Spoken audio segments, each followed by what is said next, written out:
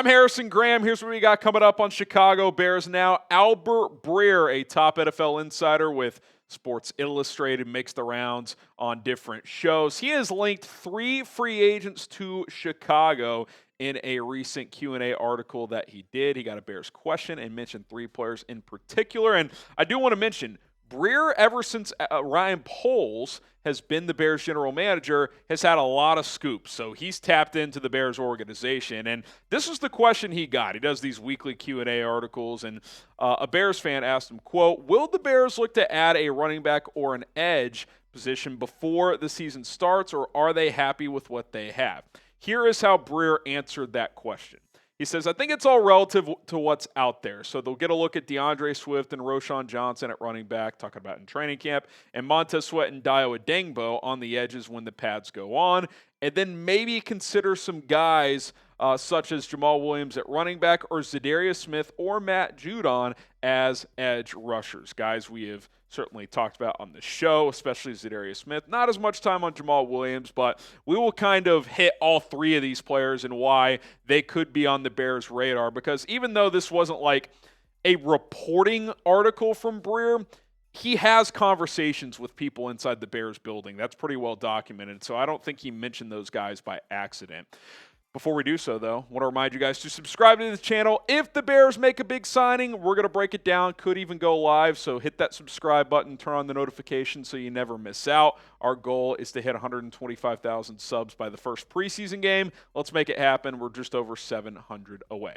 Okay, let's talk a little Jamal Williams, because out of these 3 players, we have not talked about him nearly as much as the others. And what is the connection here? Well, Jamal Williams had the best year of his career under Ben Johnson in 2022 in the Lions offense. That was the first year Ben Johnson was the full-time offensive coordinator in Detroit, and Williams had the best year of his career. 17 touchdowns. Obviously has never been a guy that has a ton of wiggle or home run hitting ability, but as we've talked about here on this show, you've kind of already got your home run hitter in Za'Darius Smith. The question is, do you have a reliable thumper to pair with him? Someone between the tackles that you feel good about. Certainly if you had this version of Jamal Williams in 2022, you'd feel great about that. And that would be kind of an obvious signing. Like, go get him, knows the offense, fits well with Za'Darius Smith. The problem is the past 2 years since he's been in New Orleans, I don't know if it's a scheme issue or if he's just over the hill now, just ineffective, right? Just over 3 yards per carry. He's battled some minor injuries as well. Basically phased out there, and they gave him opportunities. I think it's fair to question, like, is he just done? Is he cooked? And we see this all the time with NFL running backs, especially these guys that, they're good players, they have their moments, and then all of a sudden it's like, whatever happened to that guy? Oh, he's just not good anymore. It's fair to question if Jamal Williams has reached that point in his career. There's a reason he is unsigned after all. And I think with Jamal Williams or D'Onta Foreman or any other free agent running back that is out there, the question you have to ask yourself if you're the Bears is this. Do we believe this player, Jamal Williams, is an upgrade over Roschon Johnson and Kyle Monangai? If the answer is yes, I would sign them. If the answer is no, you don't sign them, because it's not like Roschon Johnson and Kyle Monangai are like these super proven players at this point in their career, obviously Monangai being a rookie. I'm not that interested. I get that a few years ago Williams was awesome under Ben Johnson and certainly was a guy that found the end zone a lot, but he just has not looked good the last couple years. He has not been that effective, even in a short yardage role for New Orleans, only 2 touchdowns. So I'm probably passing here.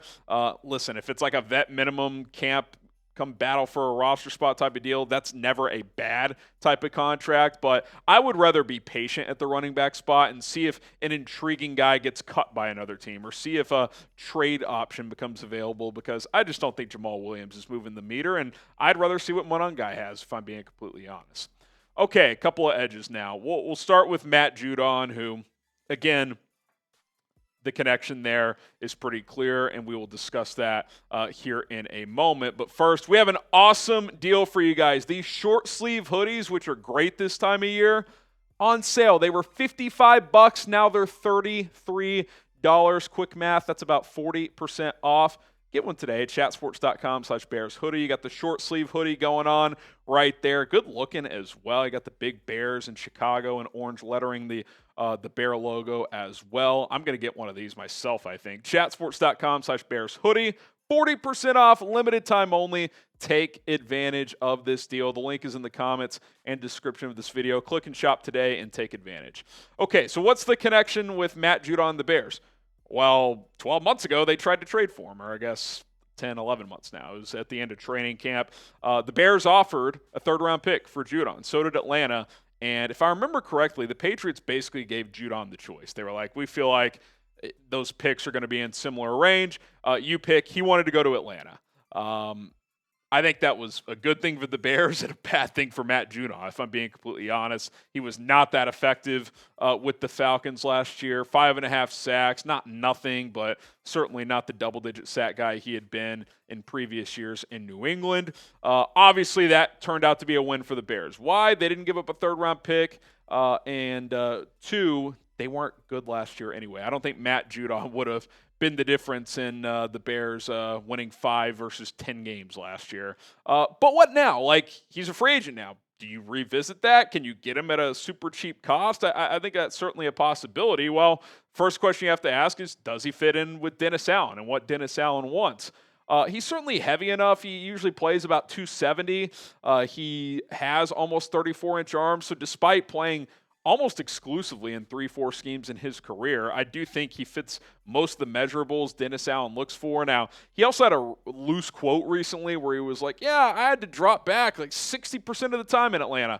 That's a completely misleading number by Matt Judon. But could he have been typecasted wrong there? Could they have used him improperly? Certainly possible. To me, at this point in his career, Matt Judon needs to play downhill and pin his ears back as a pass rusher. He's not going to be great against the run. You don't want to drop him into coverage. And playing at a 4-3, he's not really going to have to drop into coverage. Now, Dennis Allen does value guys who can stop the run, and that's never really been his thing. If he can be serviceable there, come here, be your third edge rusher after Montez, Sweat, and Dayo Odeyingbo, $3, $4, $5 million. There's guys I like more, but you could certainly convince me of that. Someone I do like more is Zidarius Smith. I think he's a more complete player. I think he's a more productive player at this point in his career. And I think the difference there, too, is regardless of where he's played, he's been productive. Whereas Judon, you get him out of New England last year, he just doesn't look like the same guy for whatever reason. What's the connection here? Well, Detroit traded for him at the deadline last year, and which means Ben Johnson's been around him. Now, Ben Johnson was the offensive coordinator. It's not like he was heavily involved with the whole 53-man roster, but clearly would have some familiarity with him, was around him for a couple of months last year. Also, if you want to kind of take a deeper connection, Za'Darius Smith has played for all 3 other NFC North teams, so the Bears have seen him up close for years now. He played with the Packers for a long time, played with Minnesota briefly, and obviously Detroit briefly last year as well. And he's still productive. 9 sacks. He's average to above average against the run. Again, not great, but he's better than Matt Judon has been historically in his career. I think he's a clear best option of these 3 players Albert Breer has mentioned. Jamal Williams, Matt Judon, Zidarius Smith. I think Smith is a tier above the other 2 guys we're talking about. I think, again, Jamal Williams is probably cooked. In a short yardage only role, he could be okay, but like to me, that's Roschon Johnson, so what's the point?